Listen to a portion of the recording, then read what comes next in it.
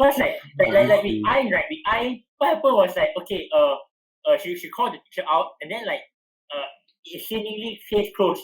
And then suddenly you wake up and you're like, oh, the girl gets sued $1 million, and she's not even legal in any way, lah, right? And I'm like, oh, like. And it's defamation kind of thingy, and then she Uno reverse lah. She sued back 5 million. So I was like, wow, this girl, whoa.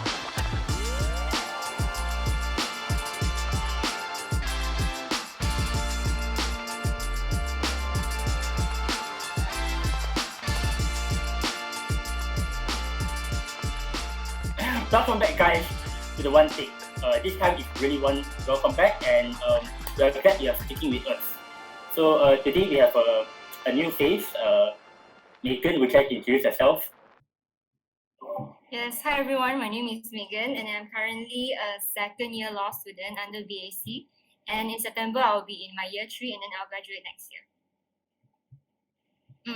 That's all. Okay. So, Megan, like, what have you tell us what have you been doing, like for the past 2 days? Sorry? What have you been doing for the past 2 days? Okay, so specifically 2 days. Moving a lot. So yeah, I moved, and then after that I dismantled, then after I fixed. So that has been the gist of it. And also, I was a part of Parlimen Malaysia 2021. So we had our persidangan. We just ended on Sunday actually. Okay. So yeah, like what were you talking about in the persidangan? Oh, so basically it's if you know MUN, right? So it's Model United Nations, something like that. So basically what we have to do is we table 2 motions. So actually each group we have to table around 3 motions like that. So we put that forward, then we open it to the public to vote law. So there are a lot of motions sort of like kesihatan mental, domestic violence, gangguan sexual and stuff like that. And then the public will vote on which motion they want us to debate on. So that the motion that got the most votes is about domestic violence and also sexual harassment, which is very timely. So like Megan was saying, the timing it's very timely for this topic, because for today we'll be talking about how do I speak when I'm being silenced. And lately there's been a lot of cases with sexual harassment, and I think like I want to hear Sean, as a guy, like, have you heard of any sexual harassment cases? I think personally in my social circle, I guess I haven't been exposed to any of these stories before. Maybe majority, like why this is the case is as I think in Asian culture is not very encouraged for people to speak out, right? We've been taught since young to keep quiet, to if you're a good child then you would hide all of your worries, and it that all the emotional stress gets bundled up inside, and you don't get to say it out, right? There's this very very good quote by the School of Life. What's it called? It's we try a little too hard to appease, and we are too slow to articulate a hurt. Because like, I don't know, I feel like a lot of times we're just too scared to share our stuff, and that's, I think because of that I haven't been exposed too much to these kinds of experiences. Yeah. What about you, Tim? To be honest, there are people that I have heard stories from, and there are people that I know personally who have been in situations where they are sexually harassed, or even unfortunately have been raped. And I feel these are stories that they only talk about it after many years, right?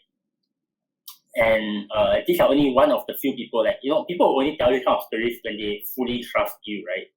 Or when there is a certain amount of that they understand, that you will understand at the same time that this will be private and confidential. And I think this kind of stories, like you only hear it from like maybe 3 people, 4 people, but how many stories are not shared, right? And I think for me, it's very tough because these are stories that you need to tell like maybe after like 10 years, maybe 5, 10 years after the incident, and there's nothing you can do, right? There's really nothing you can do.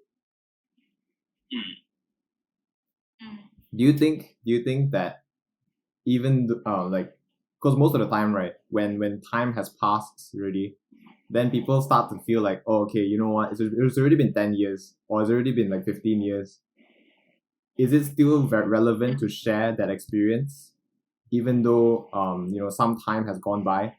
Because there's also the threat of some people accusing them, some people, they will accuse them like, hey, why do you share the story so late, right? And like, are you just joining in with the crowd? Are you just like trying to get in the limelight?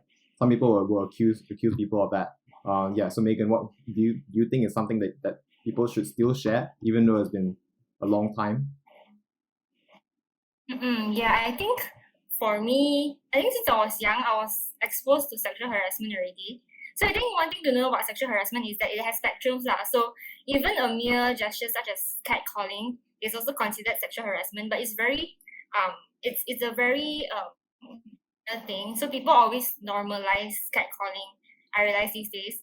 And then the higher spectrum would be more, I think, sexual gestures and also aggravated stalking, basically. So I think because when I was young, I think I hit puberty really fast.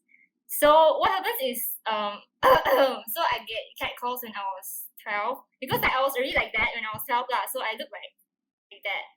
Then and then I think one thing to know is that when you are sexually harassed, right, it's like you can attend as many webinars and forums and workshops on self-defense as possible, but then when it really happens to you, right, you actually don't know what to do because I think like that was what happened to me. And then because of Ayn actually recently, because she was brave enough to voice out and to whistleblow basically her PJ teacher in her school on TikTok, and that was what actually inspired a lot of people to actually voice out about sexual harassment in schools, especially now also. So I think it's very worth it because then now NGOs such as AWAM, such as WAO, so it's AWAM is All Women Action Society, and then WAO is Women's Aid Organization. They actually came out with a media statement and they are trying to push the parliament to kind of propose this kind of make into effect this bill, which is the sexual harassment bill, which is a standalone thing. So I think it's still worth it to actually speak up about it, especially now when everyone is so open. I feel like now people are more open-minded than last time. So I think more than ever now is the best time to actually voice out about it. I think that to echo what Megan was talking about, right, like that the fact that one person is able to make such big changes isn't because of one person alone. It's because of all these stories that bring to light, right? And I think one of these things that I was watching up and reading up on was Spotlight. I'm not sure whether you guys know about the movie Spotlight, where rape and sexual harassment, for little boys, right? And what happened was they did these stories, and they realized that this story isn't like the past couple of years. It's like a very long lasting. It's been a very long lasting problem, and some of these boys who have been raped have become adults, and they have families, and they have become adults themselves, and yet they also are able to tell that kind of story where it also shines light onto a very big problem now. So I definitely think that speaking up now, or speaking up that if the incident happened yesterday, or speaking up if the 10 years time, speak up. When you feel comfortable enough, speak up. Why is it hard for people to, obviously, like I said just now, with Asian culture, it's like it's a bit harder to speak out, right? But why is it hard for people to make it a norm to share when they encounter these kind of experiences? Why is it hard for them to share it out? I guess,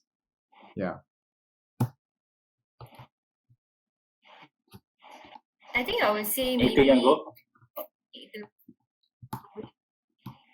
Yeah, sure. I think maybe one problem is that how we are brought up, because it's sometimes our culture is quite misogynistic, like, which is very broad similar to the guys. And then guys always have power in like leadership positions in our country, and that can be seen also like why our system can change and why our system is still like that is because the very people who made these laws are all mostly men. So how do you expect them to actually protect women's rights, right, actually? And also the fact that, you know, when you voice out, it takes a very long time to get things done. So many people would try to just avoid the hassle and just be like, it's okay lah, it's just normal anyway, and then they just leave it at that law. And then also I think maybe being afraid to be judged is something that is very prevalent among women as well when they voice out about sexual harassment. I mean, can see from Ayn herself, right? Even though she is 17 only and she's being so vocal about sexual harassment, she still gets threats, rape threats, death threats, all kinds of things. Like then they say like why she don't wear tudung and stuff there, and they comment about her figure and stuff there, which is like and it's on live some more.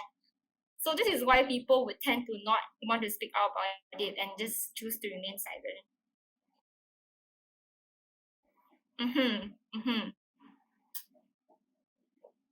Actually, like Megan was talking about very misogynistic and like, you know, the problem trying to solve, it's like the problem trying to solve the problem, not create solution lah. I think like that brings up another question for men, right? Like let's say you know these things have happened, what do you do? Right?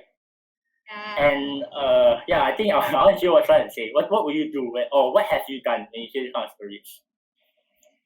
I feel like I think a more specific example maybe is like, okay, let's say you're working with a friend who's a girl, then let's say if she gets catcalled, right, in front of you, like what would you do?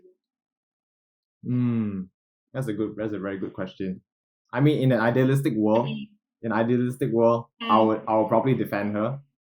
But I guess in the culture now, in the social norms now, like everyone has just normalized it to the point where even if I were to try to defend her, she would say like, no, it's normal. Like just don't care about them, right? She and in some cases she might feel offended if I try to step in and become, like try to act as the higher power, right? Because we don't want to feel like someone else has to protect us, right? I mean, I'm sure most girls would agree that like you want to be able to, be your own protector, right? And no guy has to be your protector. So I guess in some ways, I would try my best to stand up for what's right, but yeah. I guess the society now is moving towards a trajectory where it's just, I guess everything is just normalized now. But it begs the question though, like why is it so, right? Why is it so that the system is now what it is today, and where does it stem from? Maybe Megan, you want to answer that question?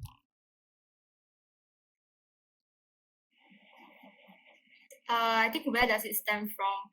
I think based on the news that we see recently, always when I guess not only when people are raped or anything, just there's this victim blaming going on also, and also I guess the indifference of our society when it comes to all these sexual harassment cases. And I think victim blaming is something that is very ingrained. Like even okay, so I think based from my experience from Parlimen Wanita Muda, right? Like even though we debate about the sexual harassment bill to be tabled like quickly, to be put into force, right? You can sense like there is this repetition of female MPs themselves in the persidangan sort of subtly blaming the women for, okay, I mean that sounds a bit bad lah, but then it's sort of like it hints victim blaming already. So after the whole debate went on, right, finished already, after the whole thing finished already, so that is this like a summarized version one. So another MP, she will just summarize everything and she will just repeat what all the MPs said before, like in the perbahasan. So basically what she said was like, why are we as females, why are we victim blaming our own gender, that kind of thing. They were like, oh yeah, then we kind of see traces of this even in our own mindsets, So it's like it's not only the men, but also the women also internally blames ourselves for being raped or for being sexually harassed. So it's just very sad to see how this is the reality of Malaysians. Yeah. So it's not only a problem from the male perspective or not from the males themselves, but even inside your own I would say your own community also that is a problem in itself that doesn't allow such stories or that cry for help to occur.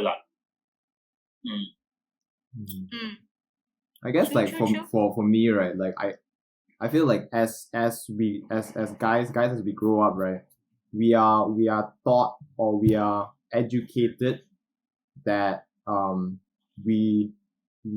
that women are to be objectified or women are to be sexualized, right?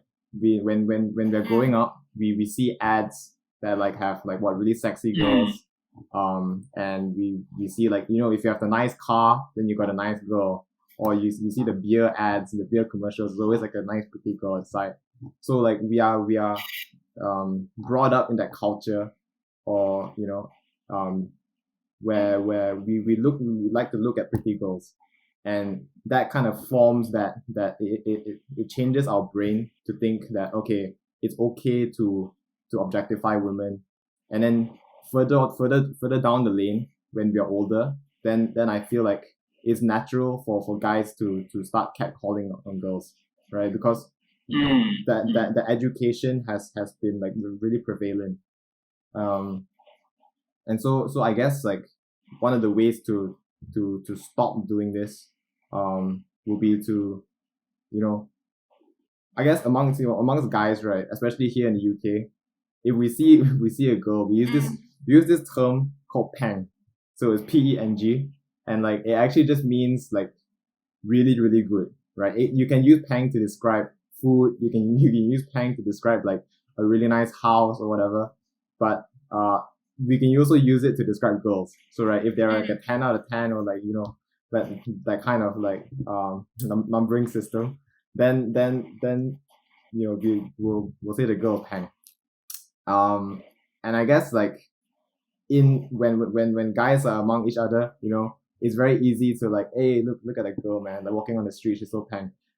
Like that kind of behavior has been normalized in most groups, and if we want to stop this kind of behavior, like catcalling and all, and further, and maybe in the long term reduce this kind of sexual harassment, and we will have to solve the problem at the smaller parts, right? So amongst guys, we can say, hey man, let's not objectify the girl, and it's the small things that we do that accumulate up, and in the future, through education, it helps, in some small way, I guess.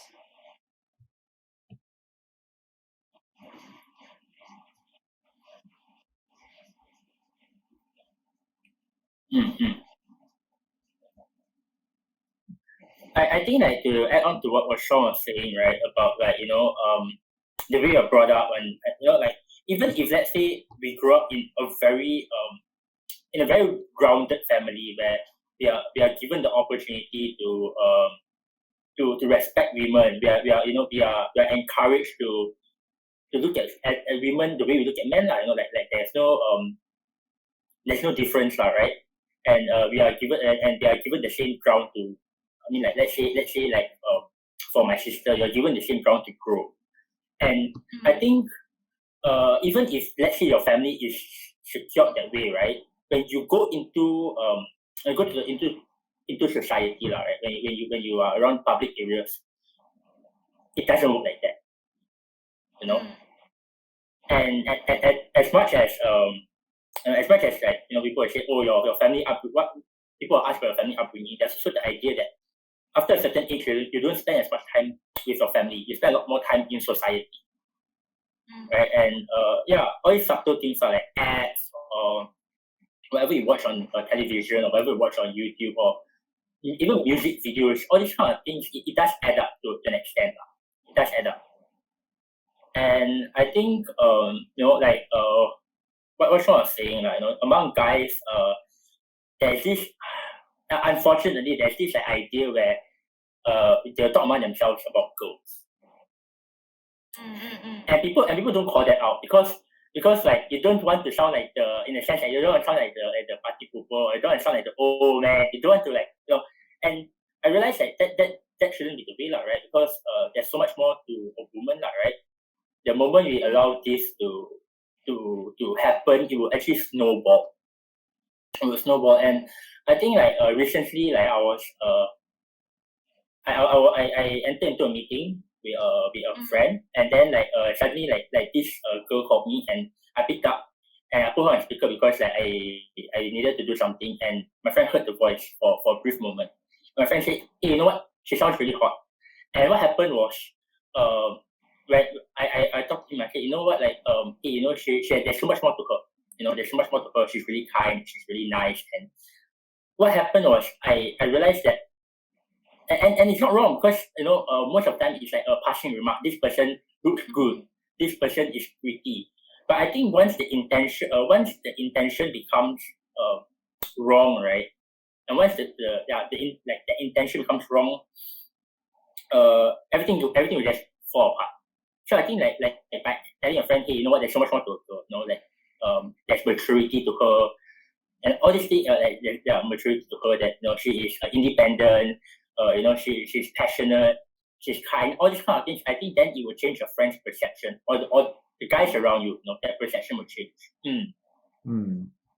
I actually experienced that before. So for me, it was my cousin. My cousin was on a call with his guy friend, and then the time I was staying over. So I had to ask him for a towel or something lah. So the thing is, he was on speaker with his friend also. So I just spoke, and then the friend was like, "Hey, can I speak to your cousin cause she blah blah blah blah." Then I was like, oh my god, then I was like very young, it was like 14, I was like 13, 14. So it was super uncomfortable. So I can imagine how it is. And I also like to echo that as when we were young, right? There's this I came across this this loop, this cycle thing where as kids, guys are thought to be masculine and to be the protector of the family, right? We are thought to be we're strong and we don't cry and we don't be emotional. And then girls, on the other hand, are nurtured to be servers or in the future you're gonna be most likely a housewife or that kind of stuff. The upbringing will definitely change how you react in the future, right?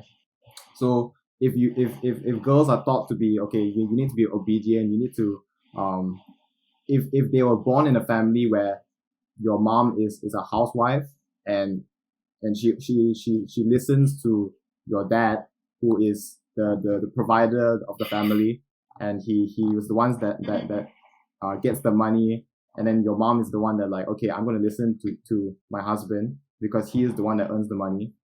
Then as a kid, you will be thinking, okay, as a girl, I should listen to my husband, or the equivalent in the future, right? There is this ingrained education in their mind, I guess, where they would have to be obedient to guys.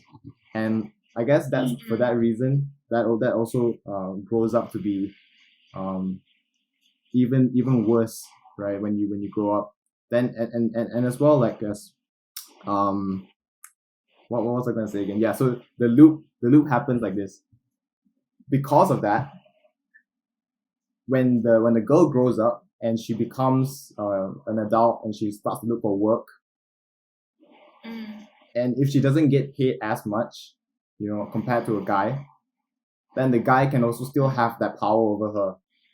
Because I earn the money, I can make the decisions, right? And then it forms a new family where they have children, and the children see them again as, okay, my mom is a housewife, she listens to my dad, and she's the one that, you know, obeys and serves, and dad is the one that's masculine, and he's the one that makes the family decisions. So it continues that cycle on and on. So I guess, like, maybe a question is there a way in which we can, you know, cut this cycle, or like cut out of this loop? Yeah, what do you guys think of that? Is that a good speculation? I mean, I don't know. I feel like there's a lot of things that break down there. Yeah. I think for me, in my okay, Megan, go first, sorry. No, I just wanted to add on. I mean, it becomes worse when they bring religion into the picture. So I mean, for example, if you're Christians, then they say that, oh, you know, in Genesis, Eve was just supposed to be a helper, so that's why you should submit to your husbands and stuff like that. And then taking scripture out of context is also quite dangerous, like, in that sense. So I think that, and then I think that itself is sort of like a spiritual abuse, to put it simply. So I think that's even worse, like, if you use religion to kind of enforce this submission and then this obedience towards the husband as well. But Tim, you can share now. I think it's not your cut off. Yeah. No, like I what Sean was saying, right, about the family and in a cycle, right? I feel empowering your daughters. I mean, like for fathers, empowering your daughters is very, very important. You know, for mothers as well, empowering your daughters is very important. And for both parents to empower your son to be able to protect your daughter is also very important. Because just to share a story, right? Like this was many years back. Okay, my sister was, I think, about 13 and I was about 16, around there. And this guy came up to my sister and said, "Hey, you know what? You look better than your brother." Okay. And then I was thinking, okay, what's going to happen now? And my sister gave him the finger. Okay, my sister gave him the finger, and I was like, "That's my sister," you know. That's my sister. Like, I think like a lot of like brothers who have younger sisters, or there's this idea of my sister. What does my sister want? At the same time as like what will society do? Because it's two different. It's two different things that will lead to very different results. And I think that was something that at the moment I realized I don't need to worry too much. Not to say I don't need to worry, but I don't need to worry too much about it because of that empowerment that has been given, that knowledge that things like this shouldn't be done.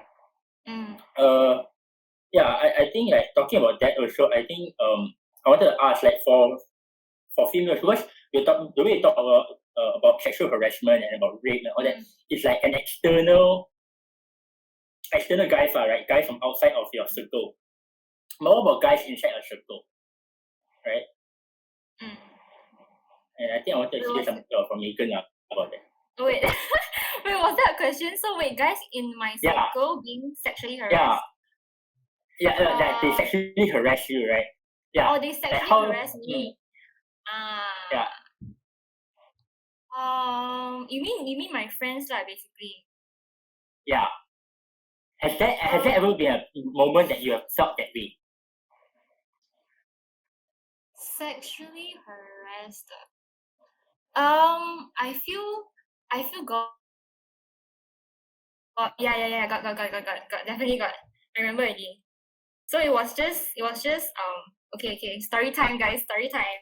So so there was this one guy in my class.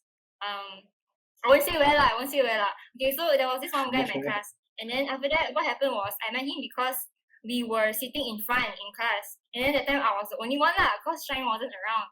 So after that, we started talking and stuff like that, and because very few guys sit in front lah, so like, and then our whole row only got me and him, so there's no one else to talk to. Then he would like borrow paper and stuff like that, so I talked to him and stuff like that lah. And then what happened was I realized that he stayed right near my place. Yeah, so after he started calling me out, I mean, calling me out as in asking me to go out for dinner, for lunch and stuff like that. Then I was just very uncomfortable because I was like, I'm not very close to you also. Like, why? Then it's very persistent, you know. It's like if I don't reply, then he will text someone. And then he texts me, asked me to go out like 3 times a week, that kind of thing. And then I was like, I don't have that much time to go out and stuff like that. Then after that, right, because he was pretty persistent, so I was like, okay, sure. So one time I went out, like just the both of us lah, cause I didn't see anything wrong with this. We went out to a hawker near our place, and then he became very touchy. He like, want to touch the waist lah, then want to go near that kind lah. So that was the kind of minor sexual harassment that I faced. And then right, the worst part of it is the worst part is like, after that I told him, I was like, you doing this to me, I'm not very comfortable lah. So I was like, please stop it.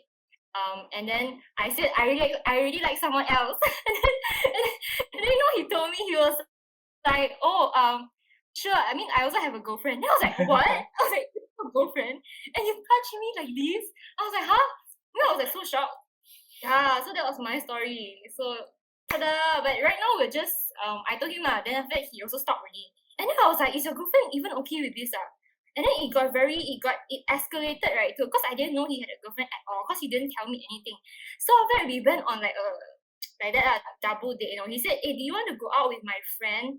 Do you want to accompany me to go out with my friends who are dating? So it's like and we went to like, I was pretty shocked because it was my so we went to a restaurant, and then it was my first time there because I'm not familiar with the area lah. And then it was a very like dimly lit, candlelit kind of restaurant, So there was a candle in the middle here.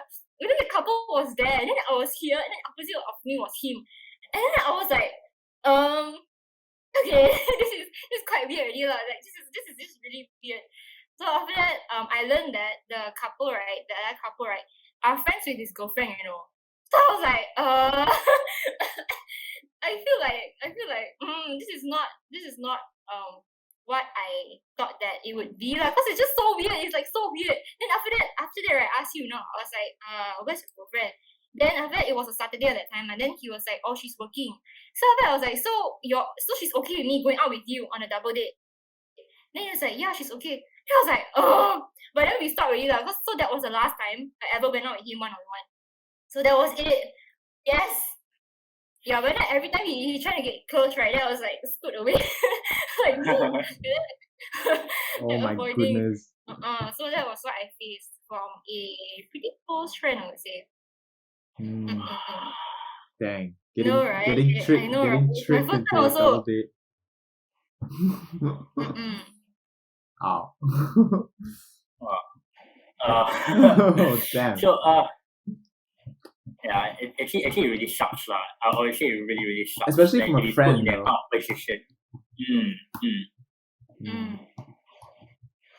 Yeah. Yeah, so that was that. And then other stories was like go on is because I was wearing like that sleeveless lah. So this is not my friend actually. So usually that is only inner circle kind of sexual harassment that I can actually think of, but mostly it's by strangers lah. So I think what happened was when this I will say because this was in MCKL, okay, but not within the school, outside lah. So I was basically walking to don't be shocked, MCKL is safe, guys. So I was walking to KL Central, and then what happened was I was not alone, So there was this like row of how everyone after class they walk to KL Central. So I think I wanted to go to KL Central to buy something. So after that, I had to walk through this alley, it's like the shortcut, and then walk through ABC Bistro, I think. Bistro or cafe, or like the mama. Yeah, so there are these like little pillars there where you have to like it only fits one person, so you only can go through like one by one. So what happened was at that time I took out my jacket lah because I was very hot. So after that, I was wearing like sleeveless off because in fact it's not like the Maggie kind of, what do you call that? That's camisole, It was like the formal kind of shirt, but just sleeveless lah. And then there was this guy standing there. I still remember he was wearing red. I was wearing red also lah. Then after that, actually two girls were walking in front of me, so that it was fine. So after that, like I can see him standing very close to that little pillar thing. So after that, I was like, okay, like that. Then after that, when it came to my turn to walk past the guy, right? You know what he did? I think you guys heard this song like this thing before. Then he just reached out his hand, and then he just like piak like that. He literally just touched me, and then he said, "I love you guys." Then I was so shocked. Like I didn't know what to do. I literally didn't know what to do. Then the thing is, it was in front of a mama. And then the people are looking. Then can you imagine the embarrassment? I cannot. It's like you're looking and just staring, without like nobody did anything. Like literally. Then I just walk away. Really fast, like really fast. And then like thank God Shine was behind me, so she actually saw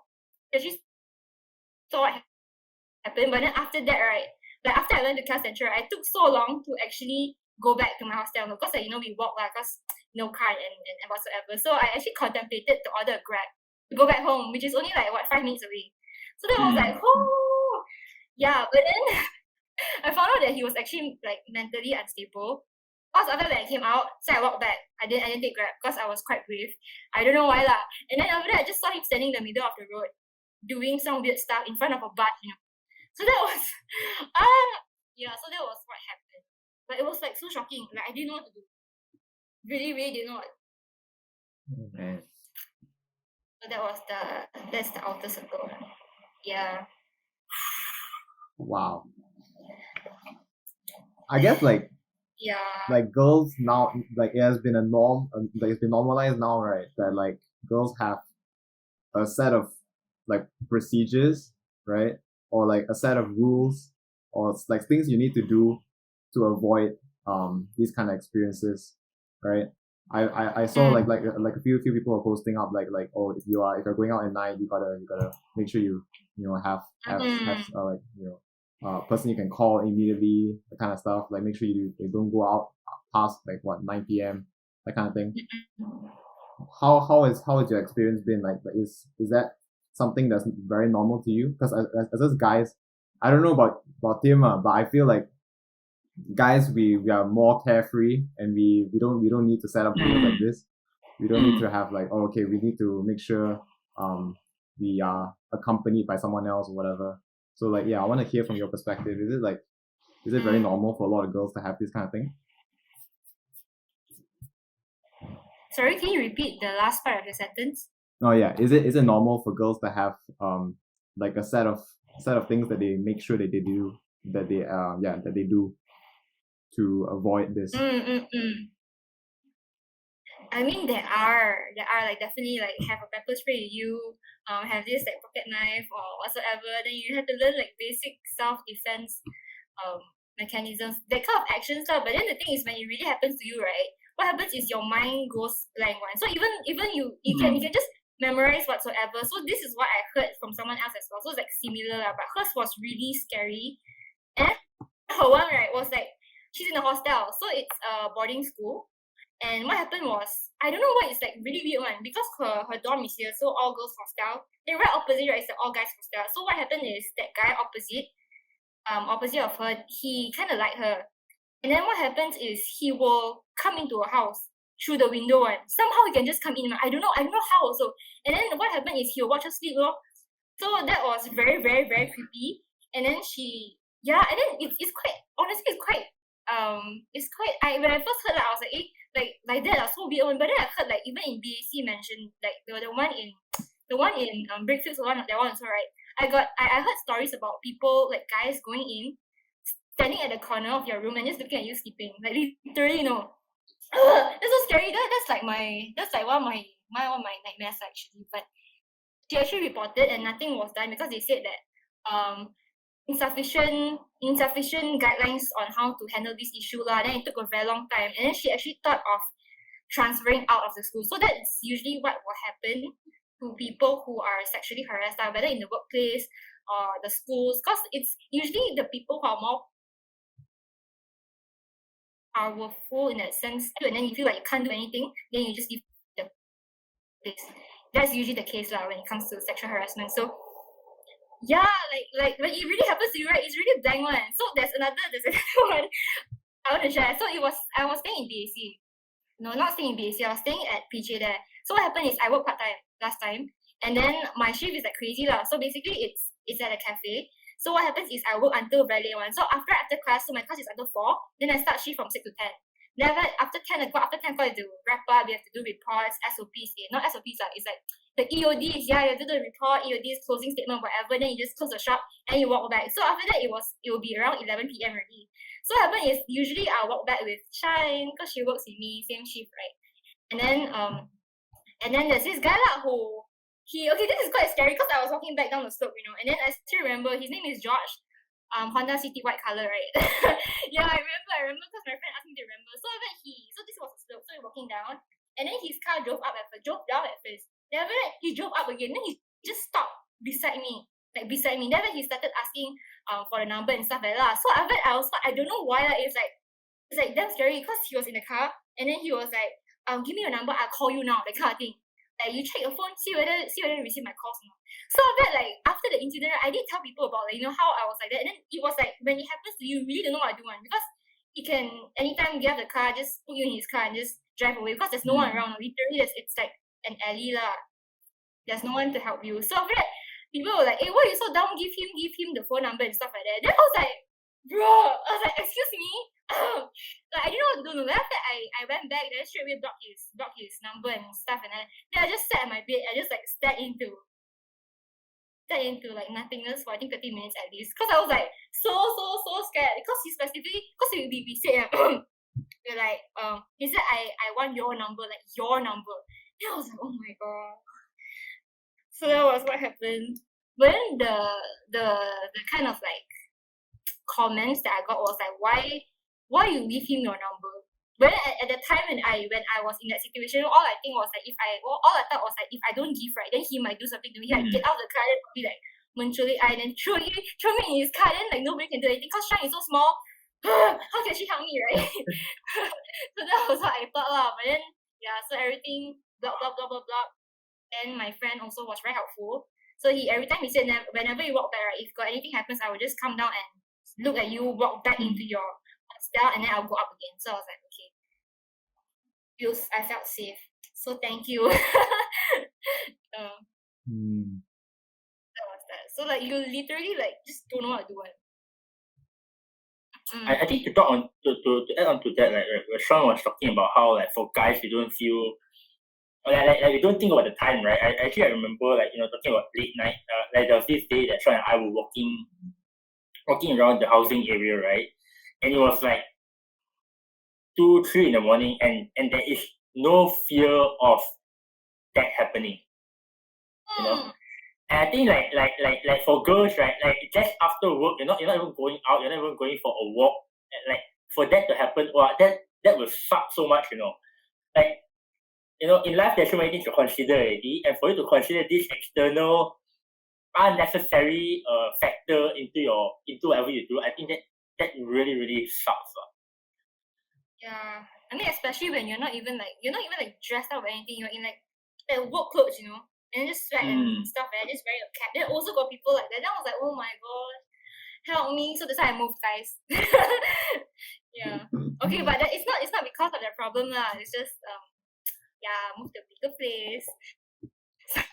That's better for me. And also the safety wise also, it's quite important for a hostel full of girls. I guess like in the moment, right? When like you were saying, when your mind goes blank, right? I think maybe is it because it's hard for people, hard for you to get angry. Is it something? Because like personally for me, right, I find it very hard to get angry at somebody, especially if it's in the open, right? If it's like out in the open and like someone is I don't know, accusing me or something, I find it much easier to deal with it on the side, right? I need to talk to the person one-on-one, and I'll say like, hey man, like this is not right, all that kind of stuff. But I don't know how to deal with conflict directly in the open. I guess yeah, that's from my perspective. I don't like to shout at people right in the open in public, or get angry in that sense. Is that and I feel like it's actually important for people or for girls to shout out in public, I guess, to be vocal about it so that it attracts more attention, right? And maybe like what do you think about that? Is it something where you don't want to deal with the conflict now because like maybe it's just easier to just give him your number and then like the conflict will be resolved like there and then, or do you feel like it's better to make a scene out of it so that more people are around you, then you wouldn't have to give your number in the end? I think for me, right, in that situation, it's just that there's no one around. There's literally no one around. Cause that slope is just like for cars to drive up and down towards this building, and then it's a new building. It's a very new building, so there are very few people there. But then I had to take that road to go back to the place where I was. So even if I were to shout and stuff like that, it's very hard for people to hear. So I think, and also for me, I feel like I'm not someone who gets angry easily. It's like something happens to me, then the anger kicks in afterwards when I start to register everything. So that was what happened. So when I was sitting on the bed for 30 minutes processing everything, then that was when I got angry. And then it's like a mixture of feelings. So angry, then you scared, then angry, then scared, angry, scared, and stuff like that. Because he has a car, right? And then I walk around, and because my parents don't let me drive here because they are scared that I'm reckless, but I'm not. I'm really not. I got the C license already, by the way. So I'm competent.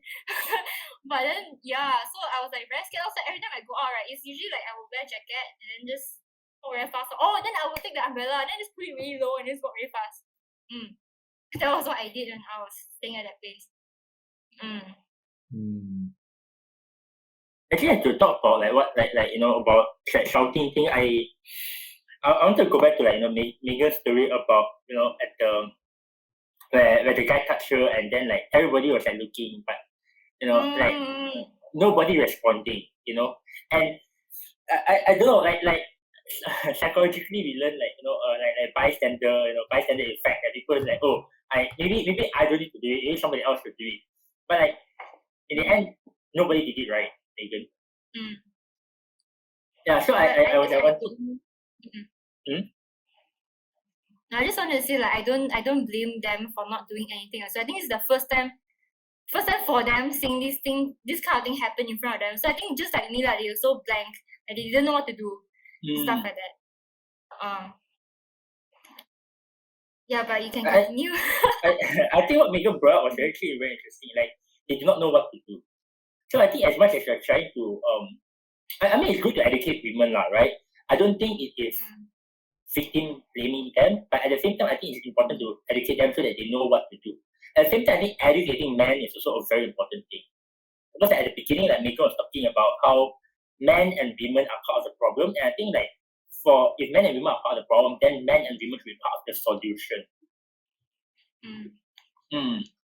So yeah, I think you should write this down. Yeah. It's a good quote.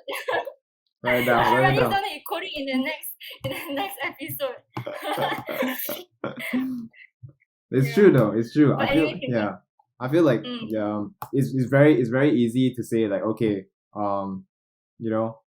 girls, you guys have like this thing, this list of things you can do, or like these are the solutions you can do. But it's also equally important for guys to make sure that like if we see this sort of thing, we can do something about it, and it's not just the girl's responsibility, right? Yeah, I totally agree with that. I want to touch on a bit about it's considered it's considered sexual harassment when there is no consent, right? But some people would argue, like, let's say if you are going on a date, or you're going on like, let's say you're on Tinder, right? And then you found a girl, the girl goes on a date with you, and because I had this experience with my when I have a friend, she went on a Tinder date, they had a really, really good time. The girl, the guy drove her back, and then she was about to go out of the door and go back home, but then the guy, out of the moment, grabbed her thigh and squeezed it, and like was out of the blue, right? So I guess he's like, maybe from the guy's perspective, he'll be thinking, okay, we had a really good time. It's a Tinder date, so like it's agreed upon that we are doing something romantically, and that so that's his perspective. So how would you navigate that sort of sexual harassment? For me, if someone were to grab my thigh, is it? With the guy? Yeah. I would just Good question. Probably just to back him, just to back his hand off and tell him that hey, it's not cool for you to just touch people on the first date and you're from Tinder, so I don't know you that well yet. Yeah, but then some people will Yeah, say I will think that say is that what. it's you are going on Tinder, so like in some ways you are like asking for it. You know, some people will argue like because you're going on Tinder, so you're asking for it. So like I feel like there are boundaries that you have to set, even though it is Tinder, right? But yeah, Tim, what do you think? I think that talking about that,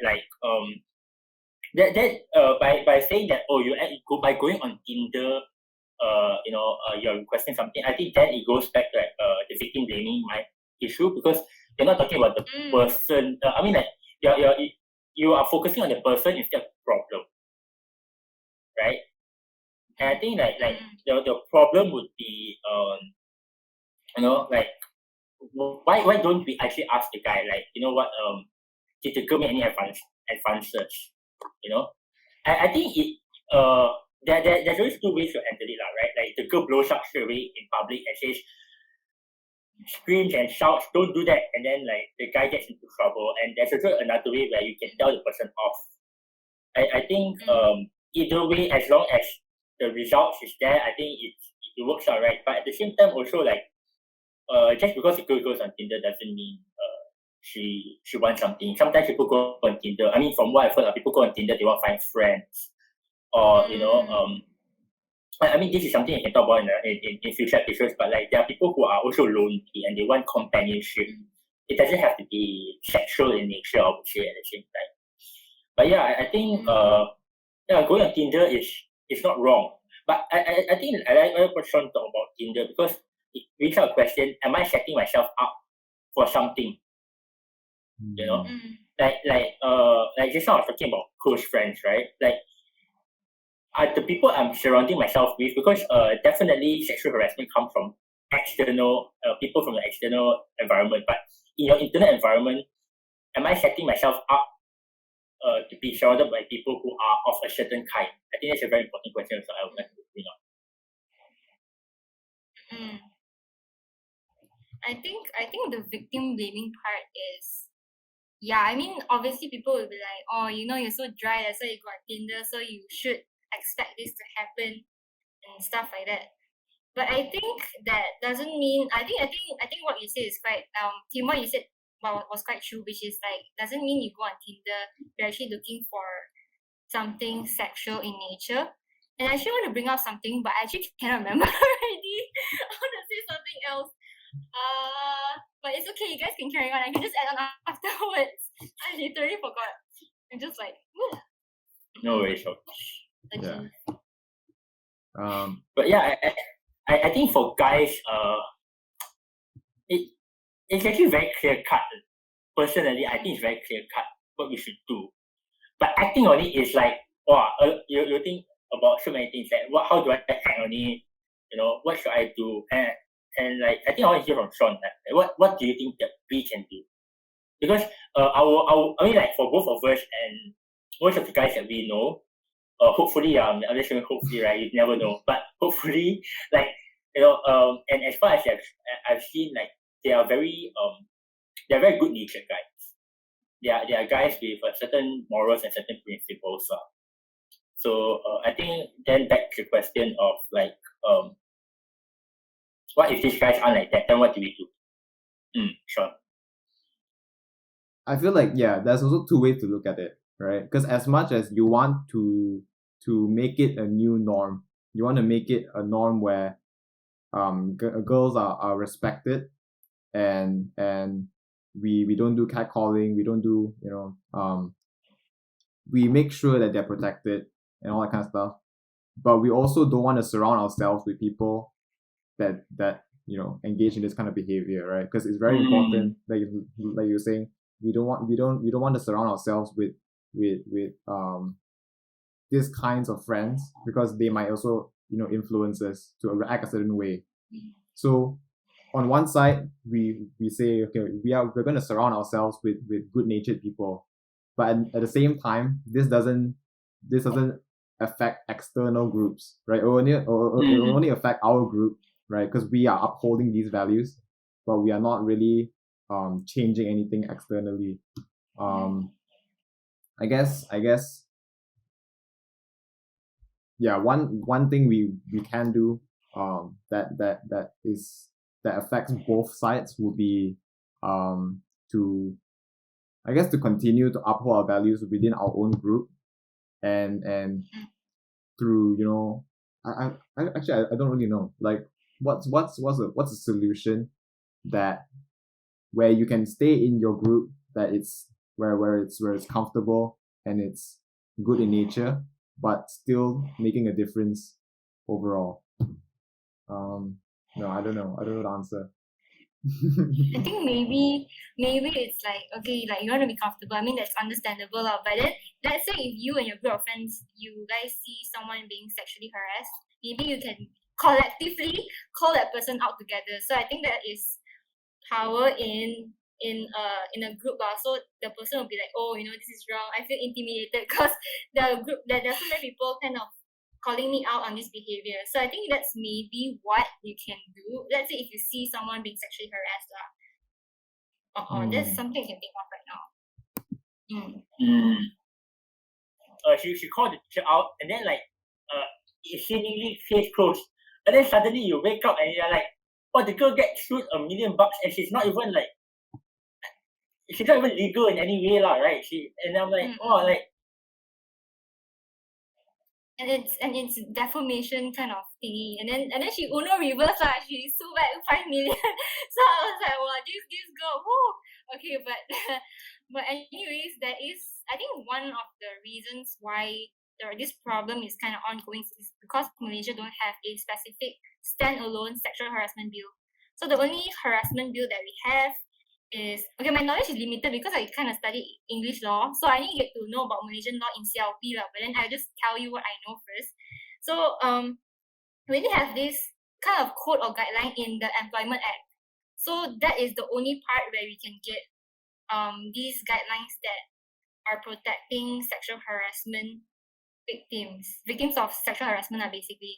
And then obviously if it's in the Employment Act, then they only protect those who are in the workplace. So it's quite sad to see it it's not included like everyone else. Like, let's say if you face sexual harassment in a school or maybe on the streets, right? There's no legal backing to kind of help you catch that guy. So that's what I think, because I just was don't know how to say this, but then I was involved in like advocacy for a while. So that was what I see all the NGOs, they are fighting for this, which is they want the parliament to actually make this bill But the sad thing is, parliament was dibubarkan because you know why? And today our PM just resigned. So so it's quite hard also if we want to see a very quick change But then it's not saying that we should just totally give up on this kind of thing. We just continue pursuing it. So that there's this like joint NGO thing. It's between 3 NGOs, which is WAO, WCC, and also AWAM. So basically, they have been fighting for this since the 1900s, and you can see it has been a long time. And then our government also promised us that last year they actually want to make this come into effect, but then COVID happened, so they postponed until today. And still nothing is happening. And that's not the only problem also. Like for me and my friends, we are actually advocating for something to be done to the bill that condemns people who attempt suicide. So that is also another one thing to think of. So usually you can see like these sexual harassment cases, sometimes they go into depression. Then what happens is they slowly they self-harm, and then they want to kill themselves. Basically, they want to attempt suicide. So this is what I've heard from my friend that I've lived with last time. So she was actually sexually harassed by her ex, and he until today he still pursues her very scarily, and it's like the lengths that he goes to kind of pursue her right after they broke up, right, is like really mind blowing. one. Like he knows her account, so she changed her number and everything in it. But then he transfers money to her, so he knows her bank account. And then you can put the reference kind of thing, right? He's like, check your message, please. There, like he transfer money to her, so like he want to make her see like, oh, he wants to talk to her and stuff like that. But she made a police report, so don't worry, guys, she's okay. But yeah, also that is there's a lot of problems. But then our parliament is not convening, so there's like very limited kind of ways that we can actually overcome this. So I think right now what we can do is to rely on NGOs to actually help these people. So there are a lot honestly. Like I have a close friend who started an NGO called Stand Up Mind. I think you guys would have heard of before. They have been pretty active on social media, and they advocate against SBGV, which means sexual-based gender violence. So that is what they have been doing all this while, and the government is not doing really not really doing anything. Yeah, I'll just say until here. Government's very busy, very busy. Well, yeah. A lot of things going on. Yeah, I feel like in terms of solutions, right? Like sorry, it's going back to before that. Like as much as like I feel, calling out people that are doing wrong, that's definitely something that we should do. But as guys, like that shouldn't be the only thing that we should do, right? Because there's only like so many ever cases where you would be there and with your friends, and then you see something happen, and then you say it out, right? I guess like that's like if it does happen, then we will take action, but like it's not something that happens. Is the least that we can do, I would say. Megan, what do you think is a good way for guys? Do you think guys should do more to solve the problem? Failure on our part. Failure on our part, yeah. Apologize on behalf of all the guys. I mean, like you're speaking to someone who hasn't been going out for quite some time because of SOPs. But recently, I feel like I don't get catcalled or touched or anything lah. But I think one thing I'm very grateful for is for my friend. I think if you have female friends who actually tell you about their problems, just be understanding and don't like what my friend did was to actually make sure that I get home safely every time I walk back. So he even said that if you want me to come down, I can come down right now. And then sometimes he's already downstairs, and then he just see me walk there. And then after that, so this was with regards to the issue of that car, that Honda City white color George. Yeah, I remember his name. And then basically he contacted his management, and he said that is this guy living in this building? Yeah, he actually went there first. So I was like, oh, like that was something I didn't expect. Then he said he always kept a lookout. And then what was funny is even after months this issue, even I also I forgot about it really, right? Then he sometimes when he still walks, right, he still takes picture of like white Honda Cities and send to me. He's like, hey, is it this car? Like, is it this car? Then is it this car? Then I was like, oh. So I was like, yes, this is the type of guy, guys. But then he's like my Coca-Cola. It's not like anything. Like, yeah, he's like a Coca to me, literally. Yeah, so maybe like this is what I can think. Of course, I was pretty shocked by how caring he was. I was like, oh, so like you can go that far, going to the management, taking pictures, saying that you will report, and then he really does it one. So guys, take notes. Okay. Yeah. Good. That's a very good solution. Write it down. Write it down. Good info. No, I think when we talk about that, right, it just brought to mind follow up your words or your stand with action. At the same time, like don't do the bare minimum. Don't do the bare minimum. I think it's something that was brought to my attention, right?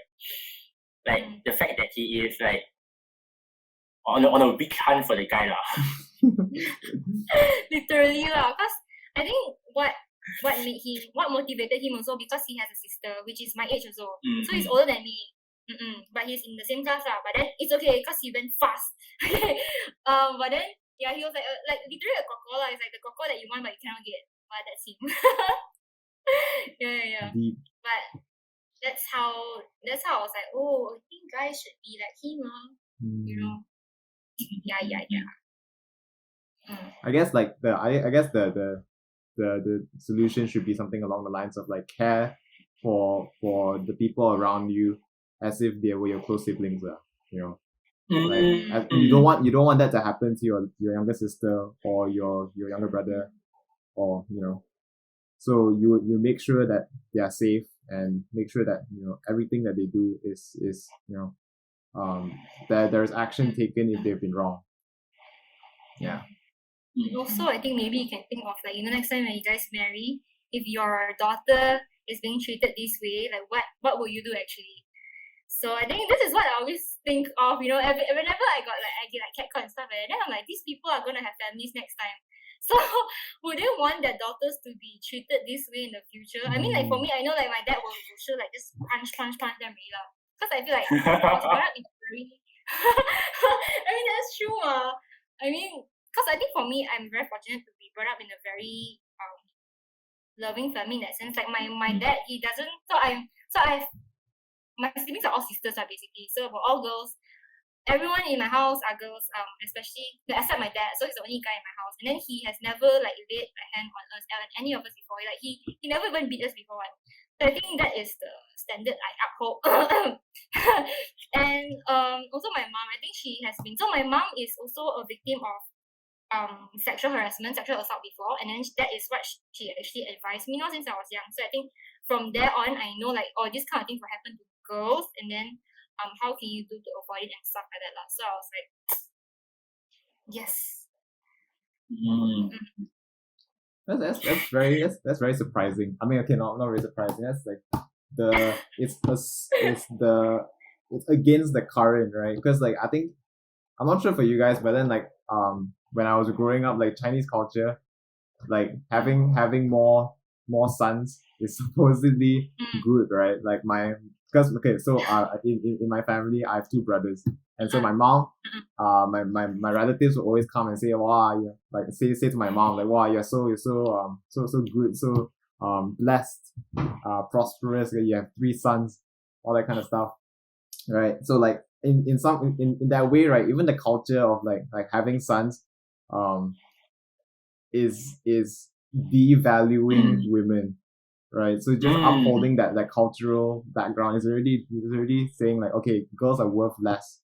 And like coming from your family, having that strong values with your dad, like loving you guys so much, that's a very, very good and strong value that, you know, more families should have.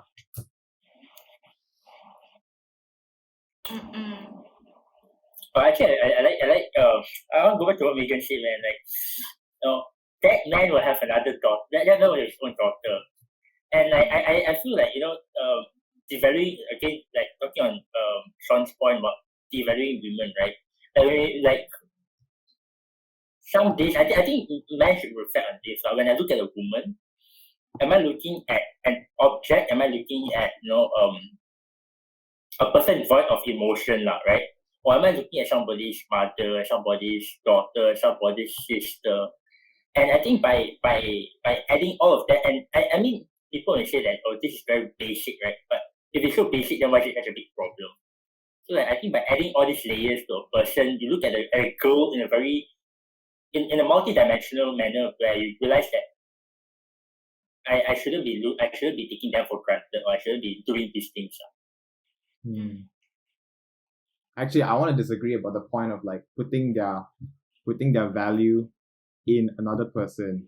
Like a lot of people say that when you look at a girl, you should see like, oh, that's somebody's daughter or that's somebody's sister. I feel like that kind of places their value on another person, right? You are saying that like, is that the guys that girl, identity lies in like the father, like, oh, somebody's daughter, right, or somebody's sister. I feel like we should just look at human beings as like it's a human being. Like we have brothers and sisters in Christ. Like we shouldn't put their worth in another person, right? They should be as important as everyone else. Human decency, human decency. Do you remember the point that you were going to talk about?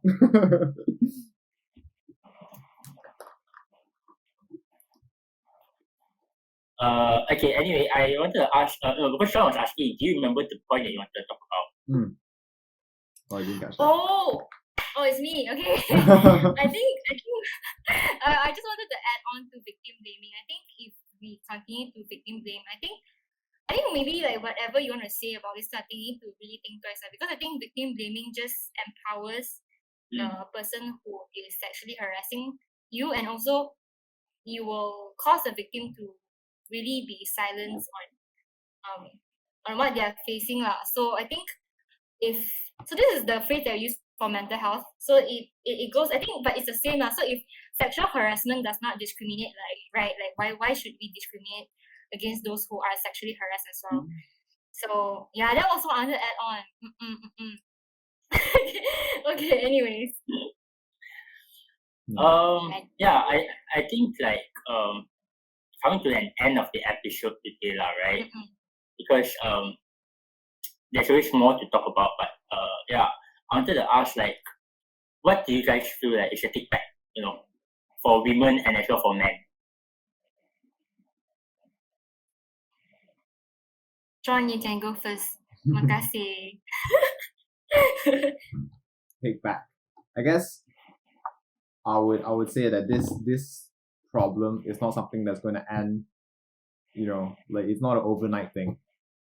And where the solution lies is through the future generations of educating your children and empowering your little girls, and making sure that they understand their worth, and and teaching your young men to be able to look at a woman and not objectify them, right?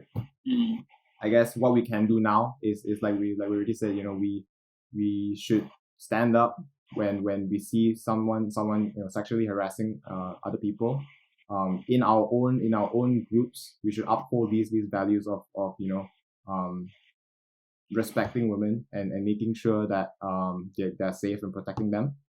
And just just caring for each other like their family. I guess like if we apply that kind of mentality to most of the things in our lives, the world will be so much better place, right? It boils down to like that selfishness where we want things for ourselves and we don't care about anyone else. That's where the problem lies. If we just care for each other, like their family, then there are a lot of problems that can be solved. Yeah, that's my takeaway. And I think for me, I would say for girls, is that oftentimes when we are involved in NGOs and stuff like that, it's very easy to kind of lose track of why you first started, and then you just feel very demotivated because you don't see a very quick change and you feel like nobody's doing anything. But then I think what I learned from being in an advocacy group is that there's a sort of collective support when it comes to NGOs supporting each other. I think that's very powerful in that sense. And then in terms of, especially the recent one was the Hartal Doctor Contract movement. I think you guys heard of that before, right? So what happened is all of us collectively supported this movement, and then our PM actually said that he wanted to extend their contract and stuff like that. But actually it doesn't really address the problem because they were actually fighting the contract. But then we can see that there's a change that has been shown through the movement itself, and it's because of everyone's collective effort. So I think that especially women NGOs, NGOs that advocate against these kind of sexual harassment cases and sexual gender-based violence also, that we shouldn't just give up like that because we don't see any quick change. It's a process, and it's going, and it's really, and you can see like young girls starting to speak up, being young activists and just being really brave. And then another thing is, I think for guys is to really, if you say like you support this, I think it's you should show it through your actions. I think one thing we learned is that, in the past, that the older generation is that they don't say a lot of things, but then they show it. But then for our generation, it's like we say a lot of things, but then we don't do it. So that's the thing. And so I think that was the point I wanted to raise. Like, if you guys really say that you are for this let's say movement, like make school a safer place, and then just really stand by, like go lengths to actually protect your close female friends from all these potential sexual harassment cases. So I think that's from me. So over to you, Tim. Kim Sam in my town. So like for me, right, I think like I echoing what Megan said, like for the closing point, right, was like the fact that you shouldn't be doing the banning, like I mean, like don't go. I mean, if it's very dangerous, don't go on a beach hunt to find a guy, lah, right? Find the Honda City. Go find. Why Honda City? Why Honda City, George? So if anyone of you know George, why Honda City, please drop Call him out. down in the comments or DM us. So, but yeah, like to go beyond, lah, right? To care for that person, because it makes a person feel safer. It makes a person allow the person to go out without fearing too many things. I mean, it's not to say that they won't fear it, but I think they want less thing to fear, because I think that if the move, like, if let's say they feel that there's nobody to back them up, right? Wow, they may not even leave the house. And I think, like, it's the small things that adds up, small things that adds up. So yeah, thank you very much for listening to us.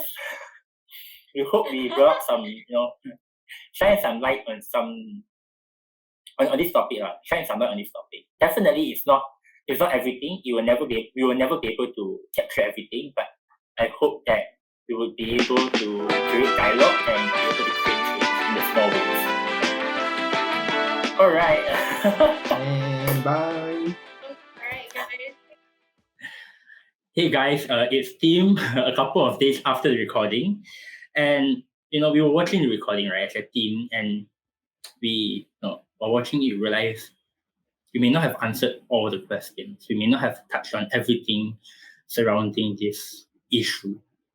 And this is because this issue isn't something new. It's been there for the longest time. And it has hurt, and it has affected many, many lives.